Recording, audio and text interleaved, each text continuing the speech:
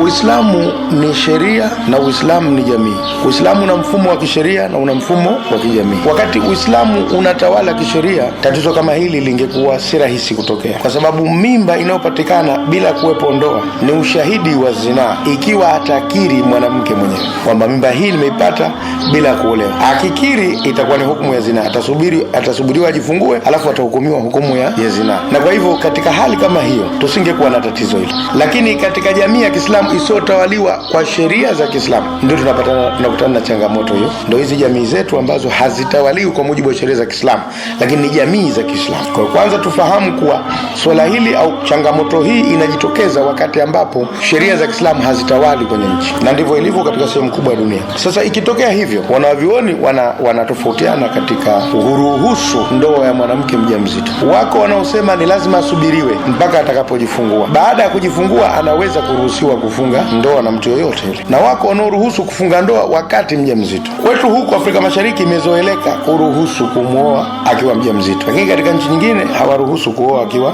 mjamzito. Baadhi ya maeneo ambayo wanafuata utaratibu mwingine kama wa madhehebu ya Abu Hanifa na wengineko kama Pakistani, hakuna mtu anaweza kufungisha ndoa ikiwa mwanamke ni mjamzito. Na hoja ya wale wasiofungisha ndoa mpaka ajifungue ni kwamba huyu ni mithili ya aliyeachwa, wamemfananisha na aliyeachwa katika kiasi. Wamejaribu sasa kutafuta kitu kinachofanana na hali hiyo katika sheria. Nasema huyu anafanana na aliyepewa talaka, kwa sababu aliyepewa talaka akiwa mjamzito hawezi kuolewa mpaka ajifungue, ndio eda itakapokuwa imemalizika. Kwa hivyo na huyu naye amebeba mimba bila ya kuolewa, kwa hivyo hatoweza kuolewa mpaka atakapojifungua. Tunamzuilia kuolewa mpaka ajifungue. Hawa ndio wamepita kwenye kipimo hicho. Walioruhusu kuolewa wamesema huyu hajaolewa na kwa hivyo si mke wa mtu, suala la kukaeda halipo, na kwa hivyo wamekataa kipimo kile. Wameona hayafanani mawili haya, kwa hivyo wameruhusu aolewe. Huku kwetu Afrika Mashariki kwa asilimia kubwa ndio watu wanavyokwenda hivyo, wanaoa halafu anakuwa ndani ya ndoa, na akiwa ndani ya ndoa mtoto anayezaliwa hatakuwa mtoto wa huyu mume aliyeoa, atakuwa kama vile mtoto wa kambo, analea tu. Kiswahili cha vijana wanasema unapalilia shamba si lako, ndio nayo ilitokea. Sasa